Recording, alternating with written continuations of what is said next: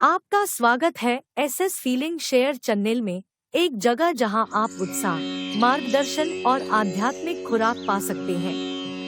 हमारा चैनल ब्रह्मांड के रहस्यों और दिव्य ज्ञान को खोजने के लिए समर्पित है। भाष्य प्रारंभ कर लें हम लोग। पहले थोड़ा सा और विचार कर लें। कल जो साधन का विचार कर रहे हैं, क्योंकि भाष्यकार भगवान ने ये अध्यास भाष्य लिया क्यों? सीधे अथातो ब्रह्म जिज्ञासा से प्रारंभ करते हैं, किंतु इसमें क्या है कि यदि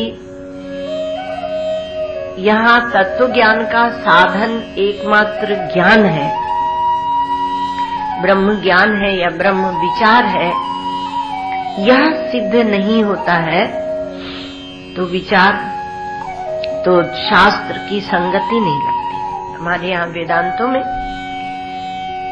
ब्रह्म सूत्र में, मीमांसा में संगति लगाई जाती है। शास्त्र संगति, अध्याय संगति, पाद संगति, अधिकरण संगति, सूत्र संगति, ऐसे 6 संगतियां लगाते हैं। तो ये यहाँ पर ये जो अध्यास भाष्य है वह एक संगति है। ये शास्त्र की संगति है कि ये ब्रह्म सूत्र या शास्त्र क्यों और ब्रह्म विचार क्यों, इस पर हम लोग विचार कर रहे हैं। तो जो भी साधन होते हैं, जैसे साधन चतुष्टय में साधनों को देखा, विवेक, वैराग्य, षट संपत्ति, मुमुक्षा, उसमें निवर्त्य निवर्तक भाव होता है। ये कल हम लोग विचार कर चुके हैं। तो जो शांति है वो शांति ही एकमात्र साधन है, क्योंकि जितने भी शम दम आदि दिए गए वो क्या है का मनोविकारों की शांति और इंद्रिय विक्षेप की शांति। तो संपूर्ण विक्षेपों को से शांत होकर ही ब्रह्म विचार होता है। योग दर्शन में सत्य, अहिंसा, ब्रह्मचर्य, अस्तेय, अपरिग्रह लेते हैं। तो झूठ की शांति या झूठ का व्यावर्तन करने वाला जो सद्गुण है उसे सत्य कहते हैं, और क्रोध का व्यावर्तन करने वाला व्यावर्तक जो सद्गुण है उसे अहिंसा कहते हैं। उसी प्रकार से काम रूपी जो विकार है उसकी शांति, उस विक्षेप का निवर्तक जो सद्गुण है वह ब्रह्मचर्य है। लोभ का निवर्तक अस्तेय और अपरिग्रह है, आप जानते हैं। किंतु इसमें क्या है, यदि शांति है तो ये कोई विकार नहीं है। जब आपका चित्त शांत है, आप शांति से बैठे हैं, तो वो ये कोई तो फिर विभिन्न नाम क्यों रख दिए, एक शांति ही कह देते।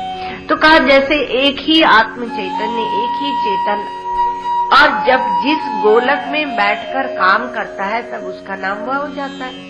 दृष्टा, श्रोता, कर्ता इत्यादि नाम हो जाते हैं। तो स्थान, कार्य और उपाधि, इसकी भेद से अनेक नाम हो जाते हैं। तो साधन क्या है? तो साधन यहाँ जो स्वीकार कर रहे हैं वह हम औषधवत स्वीकार कर रहे हैं, स्वास्थ्यवत नहीं, औषधवत। ये भी विचार हम कर चुके हैं। तो कहा कि मुमुक्षा, साधन चतुष्टय में जो मुमुक्षा है तो कैसे आ जाती है, प्रत्येक को क्यों नहीं आती? तो जो स्वतंत्र होना चाहता है, जो स्वतंत्रता चाहता है, परम स्वातंत्र, गुलामी सहते सहते सहते थक जाता है। गुलामी जिसको अभी अच्छी लगती है उसको नमस्कार है, उसे क्या कह सकते हैं। लेकिन विवेक किया, विचार किया, विवेक किया, वैराग्य हुआ, और वैराग्य के परिपाक के रूप में षट संपत्ति आई, और फिर जब वो देखता है कि सर्वत्र पराधीनता है, विवेक में ही देखने लगता है का भोग में पराधीनता है या नहीं, पराधीनता है। तो उससे वो पराधीनता से छूटना चाहता है। यहाँ तक कि अहंकार की भी पराधीनता है। देह में जब तक बैठता है तब तक वह पराधीनता को सहन करता है, तो उससे वह छूटना चाहता है। हम गुड़ खाना चाहते हैं, तो गुड़ खाना चाहते हैं तो उसमें देश की पराधीनता, काल की पराधीनता, अर्थात किस देश में मिलेगा गुड़, बाजार जाके लेना पड़ेगा। काल की पराधीनता, वस्तु की पराधीनता, इंद्रिय की पराधीनता। गुड़ खाया और दांत में दर्द है, तो गुड़ का स्वाद होते हुए वो दर्द का स्वाद आ जाएगा, तो आप उसको भोग नहीं पाएंगे। तो इंद्रिय की पराधीनता, पराधीनता ही पराधीनता है। और इतना ही नहीं, आपका भोक्तृत्व हमेशा जागृत नहीं रहता है। कोई दुख की खबर आ गई तो भोक्तृत्व जागृत नहीं रहता। हमेशा आप जागते नहीं रहते। भोक्तापना हमेशा जागृत नहीं रहता है। मन में उस विषय के लिए हमेशा रुचि बनी रहे या भी नहीं है, और भोक्तृत्व भी जागृत नहीं रहता। तो इतनी पराधीनताओं को लेकर हम भोग बुद्धि को, भोग वासना को तृप्त करते हैं। एक कोई विचारशील होता है, ब्राह्मणों निर्वेदमाया, एक कोई विचारशील होता है, वह कहता है कि इसमें तो इतनी पराधीनता है, यह पराधीनता हमें नहीं चाहिए। देखो, यदि पराधीनता की स्वीकृति नहीं है तो साधु होने पर भी कुछ न कुछ झंझट पाल लेते हैं। हमारा विवेक की यदि स्पष्टता नहीं है, केवल अनुकरण करके और साधु हुए, देख देख के कि इनको तो बड़ी मौज है, इन्हें तो कुछ काम नहीं करना पड़ता, और फिर भी सब कुछ आता रहता है। वो आती है ना कथा की, वो एक महात्मा से पूछा गया कि तुम किस लिए साधु हुए थे, तो बोले कि हम इसलिए भगवान का दर्शन चाहते थे कि उड़िया बाबा जी की तरह हमारे पास सिद्धियां आ जाए। तो सिद्धियों की ओर दृष्टि चली गई, इसलिए ना शांत मानसो वापी में बताया था कि सिद्धि की ओर, अर्थात सत्य की अलावा हमें और कुछ भी नहीं चाहिए। एक परमात्मा के अलावा हमें कुछ भी नहीं चाहिए। इतनी लगन, इतना प्रेम होना चाहिए, तब आप नहीं तो ये पराधीनता में फंसेंगे। तो कहा ठीक है, भोग वासना में पराधीनता है, लेकिन कर्म वासना, ओहो, उसमें तो समाज की पराधीनता, सरकार की पराधीनता, परिवार की पराधीनता, पूंजी चाहिए, सहायक चाहिए, बहुत कुछ चाहिए, तब आप कर्म कर पाते हैं। आपका शरीर, इंद्रियां, ये सब तो चाहिए ही, मन बुद्धि तो चाहिए। तो इतने सारे को ओढ़कर, इतनी पराधीनता को ओढ़कर तब हम कर्म करते हैं। कोई एक सोचने लगता है कि हम अपने मुक्त स्वरूप में जैसे अपरिच्छिन्न और पूर्ण है, वैसे ही हम क्यों न रहे। तो वासना पूर्ति के मार्ग में पराधीनता है, क्योंकि जिस चीज की हम वासना करते हैं वह स्वयं नाशवान है। देखते देखते शरीर वृद्ध हो जाता है और वासना नहीं मिटती। तृष्णिका तरुणायते, तृष्णा बनी रहती है, और वो क्या, अंगम गलितम पलितम मुंडम दशन विहीनम जातम तुंडम वृद्धो याति गृहीत्वा दंडम तदपि न मुंचति आशा पिंडम। तो ये आशा, ये तृष्णा, ये छूटती नहीं है, किसी विचारशील की ही छूटती है। तो जिसकी हम विषय नाशवान है, इंद्रियों में सामर्थ्य नहीं है, दूसरी बात मन में रुचि नहीं होती हमेशा, और भोक्ता हमेशा जागृत नहीं रहता, सुषुप्ति में सो जाता है, समाधि में सो जाता है, तो वैराग्य हुआ। तो वैराग्य की का जब परिपाक हुआ तो मोक्ष आएगा, छूटने की इच्छा। पराधीनता से मुक्ति नहीं, मुमुक्षा में पराधीनता से मुक्ति नहीं, वो तो विवेक वैराग्य में आ गया महाराज। मुमुक्षा में पराधीनता से मुक्ति नहीं, हमें पर से ही मुक्ति चाहिए। मुमुक्षा में मोक्तुम इच्छा है ना, छूटने की इच्छा है। तो किससे छूटने की इच्छा है? हमें पर से। और आप किसको स्वा कहते हैं और किसे पर कहते हैं, इसका विचार कर लेना। इसलिए ये अध्यास भाष्य है, क्योंकि ये भूल अध्यास या भूल या भ्रांति जिसके कारण हम देह में बैठ गए हैं। तो पर से ही मुक्ति की इच्छा हो जाए और उस समय कोई कह दे कि अन्य कोई है ही नहीं, तुम ही एक अद्वितीय अपरिच्छिन्न तत्व हो, तो आपको कैसा लगेगा? जब आप उस अग्नि में जल रहे हैं, मुक्ति चाहते हैं। आपको मालूम है क्रांतिकारी कितने कितने कष्ट उठाते थे, किसके लिए? भारत की स्वाधीनता के लिए, मुक्ति के लिए। वह जोश जिसमें नहीं है, स्वामी विवेकानंद कहते थे कि जो इतना जोश, इतना उत्साह, इतना बल रखता है, मरे गरे गिरे और टें फै करने वालों का रास्ता नहीं। कि हम एक एक टुकड़े हिमालय के करके और समुद्र में ले जाके फेंक देंगे, इतना उत्साह जिसके जीवन में है वह इस मार्ग पर आए। हरिनो मार्ग थे शूरानो, नहीं कायर नो काम जोने। तो वह इस मार्ग पर आए जो अपना शीश कटवाने में की भी हिम्मत रखता है। दो चार, क्योंकि जैसे इस मार्ग पर चलता है कुछ न कुछ लोग आलोचना प्रारंभ कर देते हैं, और दो चार लोगों ने आलोचना की और कुम्हला के बैठ गए। क्यों? क्योंकि अनुकरण करके तो साधु हुए थे, नकल करके, और पता नहीं था कि इसमें भी ये तकलीफें आएंगी। सोचे थे सम्मान ही सम्मान मिलेगा, और उसी अभिमान में घूमते थे। तो अथ ये साधन संपत्ति से संपन्न होकर और अर्थात समस्त अनर्थों की निवृत्ति के लिए और परमानंद की प्राप्ति, समस्त अनर्थों की निवृत्ति और परमानंद की प्राप्ति, दो विभाग कर दिए जाते हैं। क्यों?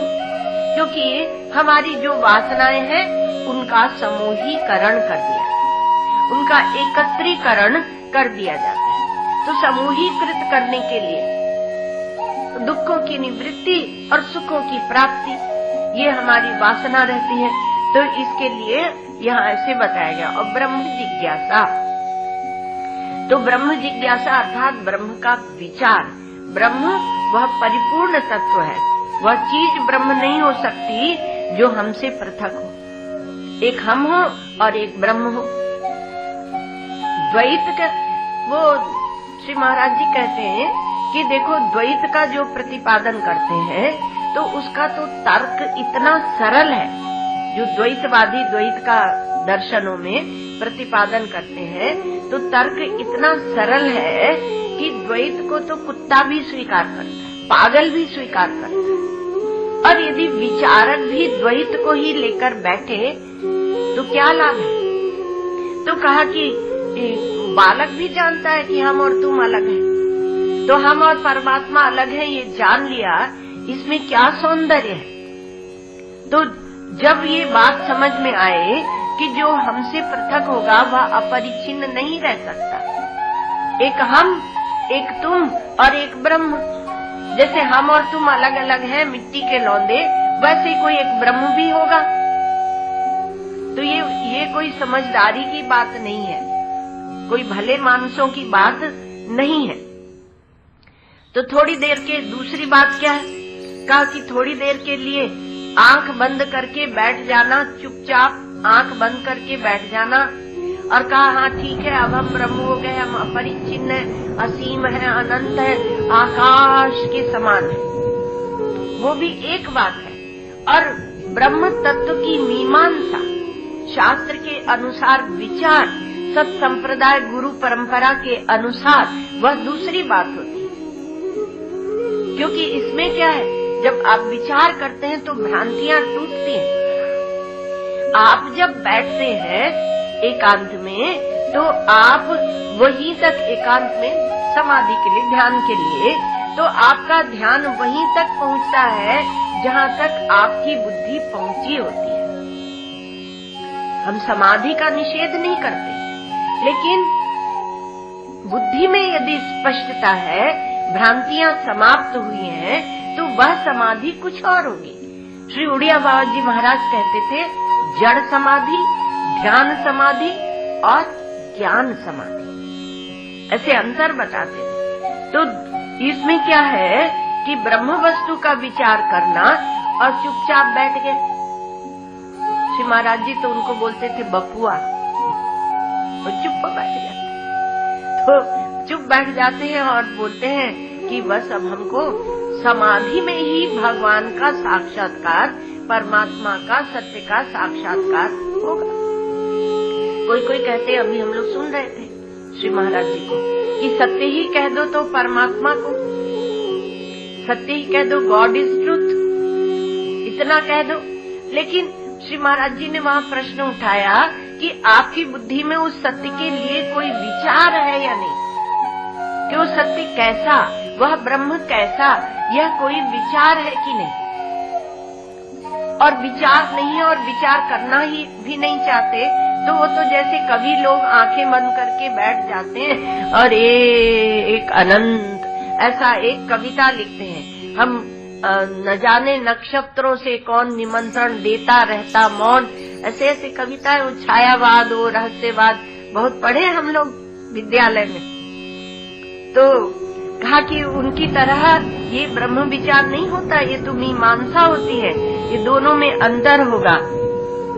तो कहा कि यहाँ पर एक ये बात निकल कर आती है अध्यास भाष्य में जाने से पूर्व, कि जो वस्तु पहचान लेने से मिली होती है, आप सामान्य गणित लगा लें, आपके पास क्या घड़ी का लगाते हैं कि घड़ी है, बहुत बार अब तो घड़ी जाने तो मोबाइल होता है, जेब में होता है और में मोबाइल ढूंढ रहे होते हैं। तो कहा कि जो वस्तु नहीं जानने से अनमिली होती है वह मिली ही होती है, और जान लेने से मिल जाती है वह भी मिली ही होती है। ये इस सूत्र को ध्यान में रखिएगा, जो पहचान लेने से मिलती है वस्तु वह मिली हुई ही होती है, और जो नहीं पहचानने के कारण अनमिली है वह भी मिली हुई ही होती है। तो ज्ञान से ब्रह्म प्राप्त होता है, अर्थात वह नित्य प्राप्त है। केवल अज्ञान के कारण हमारी उससे दूरी बनी हुई है, वह दूसरा बना हुआ है, वह अन्य बना हुआ है। ऐसा जब हम समझते हैं तो वह अप्राप्त नहीं है, वह नित्य प्राप्त ही है। और अविद्या क्या है, तो कहा वह नित्य निवृत्त ही है। तो फिर इसमें साधन क्या होगा, वो साधन चतुष्टय की बात जाने दो, उसको तो हमने एक शब्द में समेट दिया कि शांति होनी चाहिए। और आप शांत बैठे हैं, शांति से श्रवण कर रहे हैं, तो आप ब्रह्म विचार के अधिकारी हैं। उसमें वो सब मत लाना कि वो गृहस्थ आश्रमी है कि सन्यासी है कि हिंदू है कि मुसलमान है, ये सब लाने की कोई आवश्यकता नहीं। ये तो सत्य का विचार है, ब्रह्म का विचार है। तो साधन क्या है, तो कहा साधन यह है कि ज्ञान प्राप्त करके और अज्ञान को मिटाना, मात्र इतना ही साधन है। क्योंकि यदि आपको ही आप मिलने हैं तो क्या साधन होगा, मुझको ही मैं मिलना है तो क्या साधन होगा। यदि कोई कर्म वहाँ करते हैं तो कर्तृ कर्म विरोध होगा, तो कर्तृ कर्म विरोध तो होगा नहीं कि मिलने वाला दूसरा और जो मिली जाने वाली वस्तु है वो दूसरी, यहाँ ब्रह्मात्मैक्य है। पाने वाला दूसरा और जो मिलने वाली वस्तु है वो दूसरी, ऐसा तो है नहीं। तो तब क्या है कि कहा कि पाने वाले में और पाए जाने वाले में जो भेद का एक भ्रम हो गया है, हम दूसरे और परमात्मा दूसरा, ऐसा जो एक भ्रम हो गया है, वो मालूम पड़ती हुई जो अविद्या है वो मिट जानी चाहिए। वो भेद का जो भ्रम हो गया उसे मिटाना ही साधन है, दूसरा साधन नहीं। ये बात बुद्धि में बैठ जानी चाहिए। तब आप जैसे ही बुद्धि में बात बैठी, आप ज्ञान के अधिकारी हो गए। इतने दिनों तक, 3-4 दिनों तक इसीलिए इस बात का प्रतिपादन किया गया। आप ज्ञान के अधिकारी हो गए, क्योंकि हम वस्तु ऐसी चाहते जो परिच्छिन्न ना हो, हम आनंद ऐसा चाहते जो सदा सर्वत्र और सब वस्तुओं में हो, जो स्वतंत्र हो, जो प्रयास निरपेक्ष हो, इंद्रिय करण निरपेक्ष हो। ऐसा आनंद हम चाहते हैं जो ज्ञात आनंद हो। तो ऐसा जब हम चाहते हैं, क्योंकि हम कहा हम सत्य चाहते हैं, और सत्य तो कहा सत्य तो वह होता है जो है ही, तो क्या चाहना। पूर्व पक्षी ऐसे ही प्रश्न उठाता है ब्रह्म सूत्रों में कि सत्य तुम चाहते हो, अपरिच्छिन्न ब्रह्म तुम चाहते हो, और वो सत्य तो है ही, तो उसे फिर क्या चाहना। तो क्या तुम जानते हो कि तुम सत्य हो? क्या तुम जानते हो कि तुम अपरिच्छिन्न ब्रह्म हो? यदि इस बात को जानते नहीं तो जानना यह साधन है, और मीमांसा या विचार वह हमारा मार्ग है। लक्ष्य का यदि ज्ञान होगा तो उसके अनुसार हमारा मार्ग होगा। यदि लक्ष्य का ही ज्ञान नहीं तो मार्ग का कैसे पता चलेगा। तो इसलिए ज्ञान के लिए यहाँ साधन है, क्योंकि केवल अज्ञान से हम उससे दूर है। अपरिच्छिन्न है तो वो हमसे पृथक तो हो नहीं सकता, अपरिच्छिन्न ब्रह्म हमसे पृथक हो नहीं सकता। तो केवल जान लेने मात्र से जो नित्य प्राप्त है उसकी प्राप्ति है, और अविद्या तो कहा वो नित्य निवृत्त की निवृत्ति है। तो अब क्या होता है कि बहुत से आचार्य बोलते हैं कि अज्ञान कुछ है नहीं। तुम जबरदस्ती एक अज्ञान नाम की चीज लाते हो और फिर कहते हो कि अज्ञान की निवृत्ति के लिए हमें साधन करना चाहिए। और साधन क्या है? तो कहते हो ज्ञान, ब्रह्म विचार वह साधन है। और जो अभी तक जिंदगी भर हमने ढोया, वो कल सुनाया था आपको, गधा मजूरी, जो जिंदगी भर हमने कर्म किया, जो जिंदगी भर हमने भोग भोगे और उसके संस्कारों को हमने पकड़ के रखा है, उस पर तुम एक चोट कर देते हो और उस चोट से वो पूर्व पक्षी तिलमिला जाता है। वह बोलता है कि केवल ज्ञान मात्र से बोध हो जाएगा, मोक्ष हो जाएगा। इस बात को हम स्वीकार नहीं करते। ज्ञान होने के बाद बहुत से लोग वेदांत सुनने वाले भी कहते हैं कि ये तो हो गया थियरी, अब कुछ प्रैक्टिकल भी बताओ भाई। थियरी। और कुछ ऐसे भी होते हैं, वो कहते हैं कि ज्ञान तो हो गया, लेकिन अब उसके बाद हम क्या करें। श्री उड़िया बाबा जी महाराज के पास एक गए सज्जन, तो उन्होंने कहा साधक थे, साधु थे। तो साधु थे, साधु कहेंगे तब आपको ज्यादा दृष्टांत रुचिकर लगेगा। तो साधु थे, तो उन्होंने कहा कि बाबा हमें ब्रह्म ज्ञान तो हो गया, अब बताइए कि अब और क्या करें। तो बाबा ने कहा जाके ब्याह कर ले। अब ज्ञान हो गया तो जिसको ज्ञान हो जाता है वह अपनी ज्ञान निष्ठा को संभालता है आजीवन।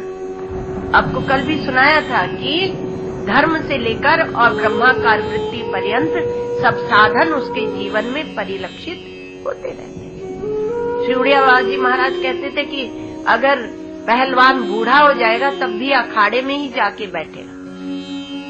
इसीलिए जिन्होंने सत्संग से प्राप्त किया है वो सत्संग ही करेंगे, और क्या करें। तो उसमें फिर प्रश्न नहीं होता कि अब क्या करें, अब लोक कल्याण करें, समाज सुधार करें, आश्रम संभालें, ये सब प्रश्न नहीं होते। तो ये प्रश्न होते नहीं, दूसरे लोग ला के डाल देते हैं भले, तो बोलते हैं हम परोपकार के लिए कर रहे हैं। तो कहा कि अब जब आप अज्ञान को मानते ही नहीं है तो उनको ज्ञान साधन रूप में स्वीकृत नहीं। ठीक आचार्य बड़े आडंबर, बड़े घटाटोप के साथ अज्ञान को असिद्ध करते हैं कि अज्ञान है नहीं। तो अनुपपत्ति, अनुपपत्ति अर्थात है नहीं, उपलब्ध नहीं है। तो आश्रयानुपपत्ति, विषयानुपपत्ति, स्थित्यनुपपत्ति, निमित्तानुपपत्ति, 7 प्रकार से अनुपपत्ति बताते महाराज जो आचार्य। निवृत्ति अनुपपत्ति, निवर्तकानुपपत्ति, निवर्त्य अनुपपत्ति, ऐसे 7 अनुपपत्ति बताते हैं। अनुपपत्ति अनुपपत्ति।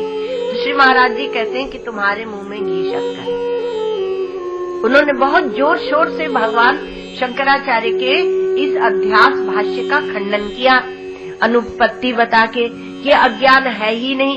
अध्यास भगवान शंकराचार्य इसलिए लिख रहे हैं कि जिसमें ब्रह्म सूत्रों का प्रयोजन आपको समझ में आए, क्योंकि अज्ञान है तो उसको निवृत्त करना है। वो कहते हैं अज्ञान नहीं है। तो श्री महाराज जी कहते हैं कि आपने तो पहले ही प्रयोजन जो हमारा था उसको आपने ही सिद्ध कर दिया, तो विचार पूर्वक आप यदि अज्ञान का खंडन कर रहे हैं तो हम तुम एक है। हम तो अज्ञान जो दिखता है, जो मालूम पड़ती हुई अविद्या है, जो प्रतीति मात्र अविद्या है, उसके निवृत्ति के लिए यहाँ पर विचार करते हैं। और आप कहते हो कि अविद्या है ही नहीं, तो हम कौन अविद्या को सिद्ध करने चले? भी तो ब्रह्म को ही सिद्ध करने चले हैं। तो जब आप ये बात कहते हैं तो हम और आप एक हो जाते हैं, उसमें अज्ञान की असिद्धि से हमें कोई दुख नहीं है। तो अज्ञान कहाँ है? प्रश्न ये उठता है कि अज्ञान कहाँ है? आत्मा चेतन है और देह जड़ है, तो आत्मा दृष्टा है और देह दृश्य है। यह विवेक जागृत है, आप जानते हैं इसको। देह आपका मैं नहीं है, आप इसके अंदर प्रवेश करके और मैं बोलते हैं। आंख नहीं रह जाती फिर भी आप जिंदा रहते हैं। ऐसे प्रत्येक इंद्रिय का देख लेना। तो आप देह नहीं है, आप इंद्रिय नहीं है, इस देह को छोड़कर आप सो जाते हैं, सुख पूर्वक सोते हैं। जब ये देह की झंझट नहीं होती आप ज्यादा सुखी होते हैं, बड़े सुख से आप सोते हैं। तो इसलिए कहा कि आप देह नहीं है, ये आप जानते हैं। और इस विचार के, इस विवेक के जागृत रहते हुए भी, मान लो आपको कभी विवेक हो जाए कि आप देह नहीं, फिर इसके जागृत रहते हुए भी आप स्वयं को देह मानते हैं। क्यों मानते हैं? तो स्वयं को देह मानते हैं और पूरा व्यवहार देह को लेकर करते हैं। इसका क्या कारण है? आप दृष्टा हैं, देह दृश्य है। आप देखते हैं, देह दिखता है। आप भैंस को देखते हैं तो क्या आप भैंस को मैं कहते हैं? आप खंभे को देखते हैं तो क्या आप खंभे को मैं बोलते हैं? भगवान भाष्यकार भाष्य में कहेंगे, अध्यासो अहम बुद्धि सिद्धा। जो आपकी इस देह में मैं बुद्धि हो रही है कि मैं देह हूँ, अब मैं पतला हो गया, अब मैं मोटा हो गया, अब मैं काला हो गया, अब मैं गोरा हो गया, कितना सारा आपने लगा रखा वो तो आप देखेंगे। तो आत्मा ज्ञान स्वरूप है और देह जड़ स्वरूप है। ज्ञान स्वरूप या चेतन उसे कहते हैं जो स्वयं को भी जाने और अन्य को भी जाने, और जड़ स्वरूप उसे कहते हैं जो ना स्वयं को जाने ना अन्य को जाने। ये देह जब सोता रहता है, आप इसमें से पृथक हो जाते हैं। कोई इसको मार ले, काट ले, उसे पता नहीं होता। ये तो आपको भय लगा रहता है कि कहीं कोई इसको मार काट ना ले जब मैं सो जाऊंगा, जब मैं इससे पृथक हो जाऊंगा, क्योंकि लौटकर फिर मुझे इसमें घुसना है और ये दुनियादारी, ये व्यवहार चलाना है, नेतागिरी करनी है, प्रवचन करना है। तो आप, ये तो एक बात, बहुत सारी चीजें आपके दिमाग में रहती है। आप जल्दी से दरवाजे की कुंडी लगा के मेन गेट अच्छे से लॉक करके और तब सोते हैं। ऐसे ही सोना, जैसे दिन में ऐसे ही रहते हैं। क्यों? क्योंकि देह तो जड़ है, वो बोलेगा ही नहीं। और कोई आके किसी ने हत्या कर दी तो पहले हत्या तो आप ही कर रहे हैं अपने आप की। और इस जड़ देह में इतः को नस्ति मूढ़ात्मा यस्तु स्वार्थे प्रमाद्यति। और क्या है? विनिहंत्य सद्ग्रहात्। असत को पकड़ के आपने अपने सत्य की हत्या कर दी। आप सत्स्वरूप परमात्मा है, लेकिन इस असत्य को पकड़ के आपने अपने स्वरूप की हत्या कर दी है। तो ज्ञाता और ज्ञेय में अंतर आप जानते हैं। जो ज्ञाता है वो ज्ञेय नहीं होता, जो ज्ञेय है वो ज्ञाता नहीं होता। इतना जानते हुए भी आपने स्पष्ट अंतर होते हुए भी मैं देह हूँ, इस भाव को हम छोड़ते नहीं। जागृत अवस्था में इस भाव को हम छोड़ते नहीं। तो आप कहेंगे कि मैं देह हूँ, ये विचार तो नहीं रहता, ये मूल में रहता भला। और उसके जो बच्चे कच्चे होते हैं उससे आप व्यवहार चलाते हैं। मैं ब्राह्मण हूँ, मैं क्षत्रिय हूँ, मैं हिंदू हूँ। देखो एक एक लेंगे, बाकी आप उसका बढ़ा लेना। मैं सन्यासी हूँ, मैं गृहस्थ हूँ, मैं हिंदू हूँ, मैं मुसलमान हूँ, मैं काला हूँ, मैं गोरा हूँ, मैं मोटा हूँ, मैं दुबला हूँ। मोटे को मोटा कह दो उसे बड़ा बुरा लगता है, और उसको थोड़ी कहा जा रहा है, उसके देह को कहा जा रहा है। तो यह ज्ञात रहने पर भी कि मैं चेतन हूँ और शरीर जड़ है, फिर भी हम इस जड़ शरीर के साथ एक क्यों होते हैं? और फिर कहते हैं कि हमारा दिल दुखाया, हमारा दिल दुखाया। ये दिल ही आपका एक काल्पनिक है, अध्यस्त है, और उस अध्यस्त को लेकर आप और उसी में दुनिया चलाते रहते। तो जब आप जागृत में है, जब आप इस देह को मैं मान रहे हैं, तभी गुत्थी को सुलझा लो। तो ये हम लोग थोड़ा सा अध्यास ये भाष्य देख लें तो भगवान भाष्यकार कहते हैं, युष्मद अस्मत् प्रत्यय गोचरियो हो, विषय विषयिनो हो, तमः प्रकाशवद विरुद्ध स्वभावयो हो, इतरेतर भावानुपपत्तौ सिद्धायाम तद धर्मानामपि सुतराम इतरेतर भावानुपपत्ति। देखो वाक्य यहाँ पूरा नहीं, अर्थ पूरा नहीं होगा, इसको आगे बढ़ाना पड़ेगा, पर इतने का अर्थ देख ले। तो कहा कि युष्मत् अस्मत् प्रत्यय गोचर। युष्मत् अर्थात जिसे आप तुम कहते हैं, चेतन परमात्मा युष्मत् प्रत्यय गोचर। चेतन जो आपका आत्मा है उससे अतिरिक्त जहाँ भी जो भी वृत्ति बनती है वो युष्मत् प्रत्यय है, और उससे जो आपको गोचर अर्थात आप जानते हैं। अस्मत् प्रत्यय गोचर, तो ये जितना भी प्रपंच है, दृश्य है, उसको जानने वाला जो दृष्टा है, अधिष्ठान चेतन परमात्मा है, तो वह ही अधिष्ठान चेतन परमात्मा है। तो यहाँ कहते हैं कि विषय विषयिनो हो, युष्मद् अस्मत् प्रत्यय गोचर्यो हो, युष्मद् प्रत्यय गोचर और अस्मत् प्रत्यय गोचर। और वो क्या होगा? युष्मद् प्रत्यय गोचर विषय है, भाष्यकार भगवान स्वयं ही स्पष्ट करते, और जानने वाला जो विषयी है वो अस्मत्। तो युष्मद् अर्थात तुम और अस्मत् अर्थात मैं, तुम और मैं। तो जिसको जिसको आप तुम कह सकते हैं तुम करो। आप मुमुक्षु हैं तो अपने अहंकार पर्यंत को तुम कहेंगे। सिनेमा में दिखाते भी हैं कि अहंकार रूप लेकर खड़ा हो गया, फिर उससे बोलते हैं तुम ऐसा करते हो। तो ऐसा जो तुम रूप से जो जो आपको प्रतीत होता है वह, और मैं रूप से आप जिसे जानते हैं, जितना तुम है उसको हटाकर जो मैं प्रत्यय गोचर हुआ, तो उसको क्या कहेंगे? विषय और विषयी। और ये कैसा है? कहा तमः प्रकाशवद विरुद्ध स्वभाव। अंधेरा और प्रकाश के समान ये विरुद्ध स्वभाव वाले। और इतर इतर भाव अनुपपत्ति, तो इतर इतर भाव अनुपपत्तौ सिद्धायाम। तो कहा कि इसमें जो पृथक पृथक भाव है, विरुद्ध स्वभाव है, और इतर इतर भाव अनुपन्न अर्थात सिद्ध नहीं होता है, प्राप्त नहीं होता है, तो सिद्धायाम तद धर्मानाम अपि, जब उनके इस प्रकार से सिद्धि हो जाती है तो उनके धर्मों का भी स्वभावतः इतर इतर भाव अनुपन्न ही मानना पड़ेगा।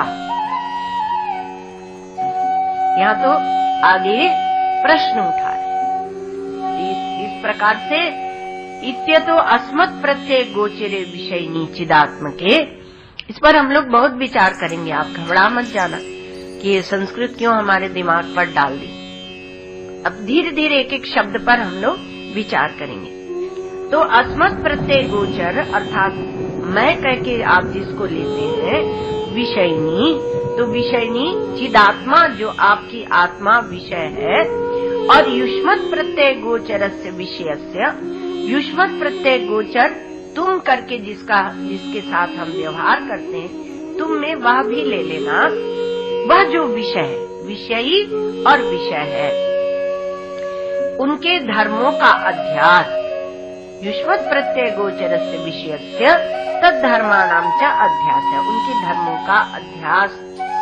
तो क्या हुआ कि चिदात्मा में विषयों का अध्यास कर दिया, और दूसरी ओर तद्धर्माणां च अध्यास, तद विपर्येण विषयिनस् तद्धर्माणां च विषय अध्यास, और जो विषयी चिदात्मा है उसका विषय में अध्यास कर दिया।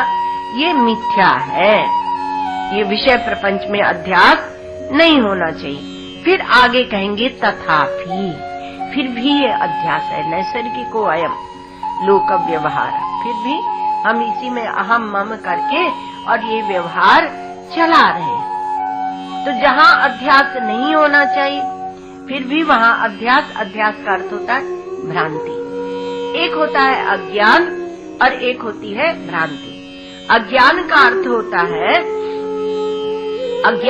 होता है कि आप किसी वस्तु को नहीं जानते, और अध्यास जो भ्रांति है उसका अर्थ होता है कि आप कुछ और मान लेते हैं। रस्सी को रस्सी नहीं जानते, ये एक बात है, लेकिन रस्सी को आप सांप जानते हैं, माला मानते हैं, भूछिद्र मानते हैं, तो ये सब जो मान लेते हैं, दंड मानते हैं, तो ये इसको बोलते हैं अध्यास।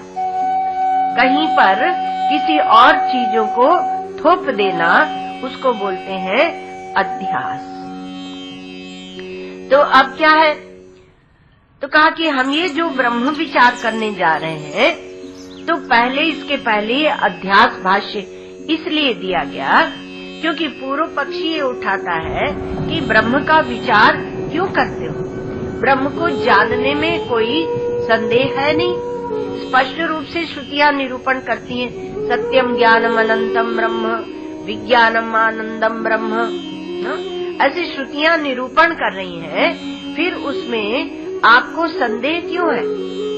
पूर्व पक्षी भी शास्त्र का ज्ञान रखता है, तो कहता है श्रुतियां जब ऐसा निरूपण कर रही हैं, तब ये अलग से ब्रह्म विचार, ये ब्रह्म सूत्र और ये विचार, इसकी आवश्यकता क्यों है? किसी भी वस्तु का विचार्यत्व तब होता है जब उसमें संदेह हो और कुछ प्रयोजन। तो संदेह क्या हो? तो संदेह यह है कि ब्रह्म स्पष्ट है।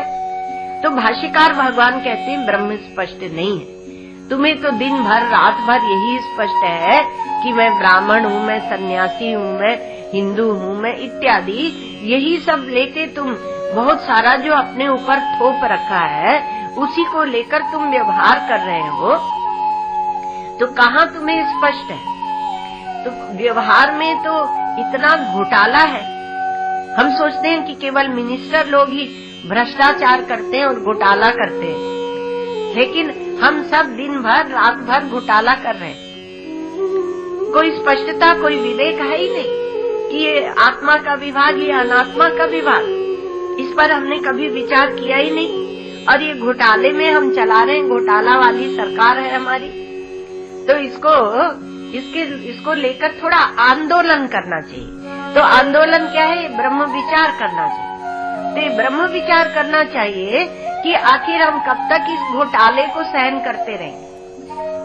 आज बोलते हैं ना कि राष्ट्र को जगाओ, देश को जगाओ, कि कब तक आप इस घोटाले को, इस भ्रष्टाचार को, ये जो ठगी चल रही है, ठगते हैं, लोगों को कुछ बता देते हैं, होते हैं कुछ और कुछ और बताते हैं। पर क्या हम सब उस ठगी में ग्रस्त नहीं है? हमने कभी विचार ही नहीं किया, उतने ही घोटाले को हम अपने सिर पर थोपकर और चले जा रहे हैं। तो संपूर्ण अनर्थों की निवृत्ति पूर्वक परमानंद की प्राप्ति, ये कहा कि और ये स्वरूपभूत जो अविद्या दिख रही है उससे उपलक्षित जो ब्रह्मात्मैक्य है उसका साक्षात्कार, ये हमारा प्रयोजन है। तो उसके लिए ब्रह्म जिज्ञासा करनी चाहिए, अर्थात ब्रह्म विचार प्रारंभ करना चाहिए। तो कहा कि दो बात इसमें आ गई। विचार वहाँ किया जाता है जब संदेह हो और कुछ प्रयोजन। रस्सी में सांप दिख रहा है तो आपको संदेह होता है कि यहाँ शायद शाम को रस्सी पड़ी थी। अब हवा से ये हिल रही है तो ये सांप जैसा लग रहा है, तो ऐसा आपको संदेह हुआ। संदेह में दोनों चीज होती है, तो दोनों चीज अर्थात यह है या यह है। केवल आपको धारणा हो गई कि ये सांप ही सांप है तो आप भाग जाएंगे, उसका विचार नहीं करेंगे। जहरीला सांप है तो आप उसका विचार नहीं करेंगे, तो संदेह। और दूसरा प्रयोजन। भांतिकार ऐसे कहते हैं कि स्फीतालोक मध्यवर्ती घटा, बहुत बड़ा प्रकाश है और उसमें घट रखा हुआ है, तो उसका पूर्व पक्ष उठाया गया, तो उसका विचार कौन करेगा। सामने स्पष्ट दिख रहा है कि ये घट है, तो उसका विचार्यत्व तो सिद्ध नहीं होता है। और दूसरा कुछ प्रयोजन होना चाहिए। अनंत है ब्रह्म, सत्य है, अनंत है, तो हमारे जीवन से क्या लेना देना होगा। अनंत कहीं अटका होगा, हमारे जीवन से क्या लेने देना, कोई प्रयोजन नहीं है। तो उन्होंने दृष्टांत दिया करट दंता वाह, जैसे कौवे के दांत होते हैं, तो कहा कि कौवे के दांत कितने हैं गिनो, तो उससे हमारे जीवन में क्या प्रयोजन है। न हमें कौवे के दांत तोड़ने हैं, न उनकी औषधि बनानी है। तो उसका हमें ऐसे दूर से हम लोग सोच लेते हैं कि ये तो बड़े विद्वान, ये तो बड़े विद्वान, पता नहीं क्या बात कह देंगे। और जब बात आप पढ़ेंगे तो हमारी आपकी ही बात होती है दैनिक जीवन की। भामतीकार बहुत बड़े विद्वान, वाचस्पति मिश्र, तो उन्होंने भगवान शंकराचार्य के भाष्य के ऊपर जो भाष्य लिखा है उसी का नाम भामती है। तो उन्होंने कहा कि व्यापक विरुद्धोपलब्धि, अर्थात जहाँ जहाँ पर विचार्यत्व होता है, विचार करना ही चाहिए ये होता है, वहाँ पर, और विचार्यत्व माने जिज्ञासा होती है। जिज्ञासा का अर्थ विचार किया जाए। तो जहाँ जहाँ विचार्यत्व होता है, जिज्ञासत्व होता है, वहाँ संदेह और प्रयोजन होता है। यदि संदेह ही नहीं है तो वो विचार क्यों करेगा। संदेह तो उठना चाहिए कि हम कैसे ब्रह्म हैं, हम कैसे अनंत परमात्मा से एक हैं। कहा नहीं, हम तो भक्ति करते रहेंगे भगवान की और उनसे हमें एक नहीं होना, ये कोई प्रेम होता है। हम उनकी भक्ति करते रहेंगे पूरे जीवन और उनके स्वरूप का ज्ञान और उनसे नित्य सिद्ध एकत्व, ये हमें नहीं चाहिए। हमें ज्ञान का मार्ग पसंद नहीं, तो ये क्या कोई प्रेम होता है। जो प्रेमी होता है वह ज्ञान को नकारता नहीं, इसलिए प्रेम और ज्ञान एक हो जाते हैं।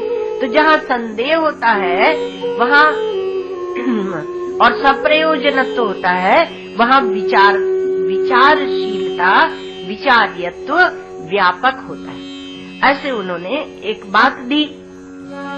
तो कहा कि ये जो प्रथम सूत्र आता है, इसमें एक और बात आपको बीच में सुना दे कि जो सूत्र है उसको मध्वाचार्य जी महाराज, जो हमारे द्वैत संप्रदाय को लेकर है, उन्होंने जब सूत्र की बात बताई तो उसमें कहा इसको ओंकार से संपुटित करो। आचार्यों के हृदय में ब्रह्म सूत्रों की कितनी महिमा है ये बताता है। जैसे ओम अथातो ब्रह्म जिज्ञासा ओम, ओम जन्माद्यस्य यतः ओम, ओम शास्त्र योनित्वात् ओम, ऐसे ओम से संपुटित करो, क्योंकि ये सूत्र जो है ये मंत्र रूप है, जो कि श्रुतियों के तात्पर्य को बताया गया।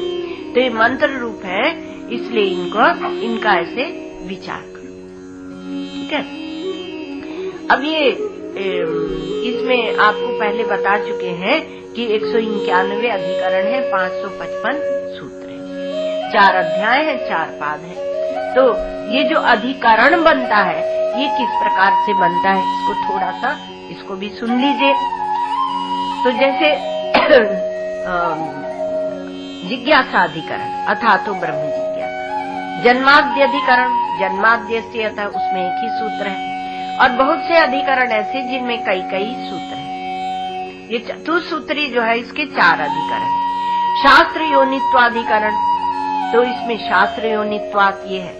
अब दूसरे जो ये हमारे शांकर संप्रदाय, तो दूसरे जो संप्रदाय है वो बहुत जगह जन्माद्यस्यता और शास्त्र योनित्वात ये 2 सूत्रों को एक कर लेते हैं। तो एक कर लेते हैं तो इसलिए उनका एक अधिकरण कम हो जाता है। तो इस कारण से अधिकरणों की संख्या लगभग इतनी है, थोड़ी 2-4 का अंतर पड़ जाता है। तो ये ग्रंथ का बाह्य स्वरूप है। तो ये अधिकरण रचना कैसे होती है? तो कहा कि जैसे आप न्यायालय में जाते हैं, कोर्ट में आप जाते हैं, तो वहाँ एक विवाद का विषय है। आज इस विषय की, आज 2G स्पेक्ट्रम की सुनवाई होगी, ये विषय आप लोग जानते हैं। तो कहा कि आज उसकी सुनवाई होगी न्यायालय में। तो एक विवाद का एक विषय होता है, फिर उसमें जो वादी होता है उसकी मांग होती है और उसका तर्क होता है, और जो प्रतिवादी है उसका वह उसके वादी के तर्क का खंडन करता है और अपने तर्क का प्रतिपादन करता है और प्रमाण देता है, वादी प्रतिवादी। तो पहला विषय हो गया, दूसरा वादी, तीसरा प्रतिवादी हो गया, और चौथा क्या है? जो चौथे में दोनों की जो बयान आए हैं उनकी तुलना की जाती है, और उनकी तुलना करके तब तुलना की जाती है, तुलना करके कोई बताता है तो उसको बयान तनखी पुरानी भाषा में कहते हैं। और फिर उसके बाद में फैसला वह जज देता है, निर्णय देता है। तो 5 बात हुई, विषय, पूर्व पक्ष, उत्तर पक्ष, तुलना और निर्णय। तो इन्हीं को लेकर हमारे यहाँ अधिकरण बन जाता है। तो विषय, संशय, पूर्व पक्ष, उत्तर पक्ष और सिद्धांत, ऐसे यह बन जाता है, इसी को अधिकरण बोलते हैं। तो विषय यहाँ पर वेदांत का है, इसलिए अधिकरण का विषय वाक्य जरूरी होता है। तो विषय वाक्य क्या होता है? का उपनिषद का एक मंत्र उस अधिकरण का विषय वाक्य होता है, ये ध्यान में रखें। जैसे अथातो ब्रह्म जिज्ञासा है तो उसमें क्या है? आत्मा वारे द्रष्टव्यः, 2-3 वाक्य भी हो सकते हैं। आत्मा वारे द्रष्टव्यः, श्रोतव्यो, मंतव्यो, निदिध्यासितव्यः, तो ऐसे उसको विषय वाक्य कहते हैं। तो इसमें ब्रह्म सूत्रों में विषय वाक्य क्या है उसको लेकर एक शास्त्र लिखा गया, उसका नाम है विषय मंजरी। तो आत्मा वारे द्रष्टव्य, आत्मा का दर्शन करना चाहिए। तो अब कहा कि आत्मा तो स्वयं दर्शन करने वाला होता है, वो दृष्टा है। तो अब आत्मा जो दर्शन क्रिया का करता है वह दर्शनीय कैसे बनेगा? कर्तृकर्म विरोध हो जाएगा, विषय कैसे बन जाएगा, है ना? तो इसलिए और यहाँ पर मन और बुद्धि आत्मा के प्रकाश में काम करते हैं। तो यदि कोई विषय हो तो आप कहें कि मनसा दृष्टव्य, कोई भाव हो तो, और समाधि हो तो आप कहें कि साक्षी भावेन दृष्टव्य। साक्षी रूप से आप सुषुप्ति को देखते हैं, आप समाधि को देखते हैं। अब यहाँ कह रहे हैं दृष्टैव दृष्टव्य, जो दृष्टा है उसी को देखो। तो कैसे देखेंगे महाराज? बड़ा कठिन काम है, दृष्टैव दृष्टव्य। तो कहा कि जो अदर्शन की भ्रांति है उसको मिटाना है। ये अदर्शन की भ्रांति कहीं से आई नहीं है, यह नैसर्गिक है, इसलिए अध्यास भाष्य दिया गया। दृश्य देखने की इतनी आदत पड़ चुकी है कि दृष्टा की ओर हम उन्मुख होते ही नहीं, आत्म प्रवण हम होते ही नहीं। अब भक्ति में देखेंगे, भक्ति की भाषा में बताया जाता है कि भगवान की ओर उन्मुख हो जाओ, और जब तक तुम संसार सत हरि भजन जगत सब सपना, भक्ति रहती है जीवन में, ज्ञान के पूर्व भी रहती है, ज्ञान के पश्चात भी। ज्ञान के पूर्व वह लगन के रूप में रहती है और पश्चात निष्ठा के रूप में अंतःकरण में रहती है। भक्ति अंतःकरण में रहती है और ज्ञान वह अंतःकरण का अधिष्ठान है, वह उससे परे है। तो इसलिए एक कहा कि दृष्टैव द्रष्टव्य, जब ये बात कही गई तो उस भ्रांति को मिटाना है, असाक्षात्कार का जो भ्रम है उसको मिटाना है। अब जब कहा कि आत्मा वारे द्रष्टव्य, एक ही सूत्र आपको थोड़ा थोड़ा स्पर्श करेंगे, उसका विचार तो बहुत बड़ा है, हम लोगों को तो अध्यास भाष्य करना है, लेकिन एक सूत्र का को इसलिए बताना पड़ता है कि उससे आपको आइडिया लग जाता है कि कैसे हमारे यहाँ क्या विचार है। और प्रथम सूत्र जो है अथातो ब्रह्म जिज्ञासा, और अंतिम सूत्र वो आपको ब्रह्म सूत्रों का जो विषय वस्तु है उसको ला देता है। उपक्रमोपसंहारो अभ्यासो अपूर्वता फलम अर्थवादोपपत्ति च लिंगम तात्पर्य निर्णय। तो कहा कि उपक्रम किससे हुआ था, तो ब्रह्म जिज्ञासा से, और उपसंहार किससे हुआ कि अनावृत्ति शब्दार्थ से, और अभ्यास तो बार बार उसी चीज को जो दोहराया जाता है उसको अभ्यास कहते हैं। अपूर्वता, इस ग्रंथ की क्या पूर्वता है, क्या प्राप्ति होगी, और फलम बता दिया। तो इसके द्वारा अर्थवाद उपपत्तिश्च, अर्थवाद अर्थात उसमें जो उसकी महिमा बताई गई, उपपत्ति युक्तियां बताई गई, ये 6 लिंग से किसी शास्त्र के तात्पर्य का निर्णय किया जाता है। ये क्या है, लिंगम तात्पर्य लिंग निर्णय। तो इसमें 6 प्रकार से निर्णय किया जाता है। तो पहले ही कह रहे हैं कि आत्मा का दर्शन करना चाहिए, और दर्शन कैसे करें, हम तो दृश्य में फंसे हुए, इसलिए अध्यास भाष्य है। तो इसलिए कहा कि अब इसकी निवृत्ति के लिए क्या किया जाए, तो इसका अर्थ ये है कि जो आप जिस अनात्मा का दर्शन कर रहे हैं उसको छोड़ दो। भ्रांति के कारण जिसमें आप सत्य बुद्धि, महत्व बुद्धि कर रहे हैं उसको छोड़ दो। आज इतना ही समय हो गया। ओम पूर्णमदः पूर्णमिदं पूर्णात् पूर्णमुदच्यते पूर्णस्य पूर्णमादाय पूर्णमेवावशिष्यते। ओम शांति शांति।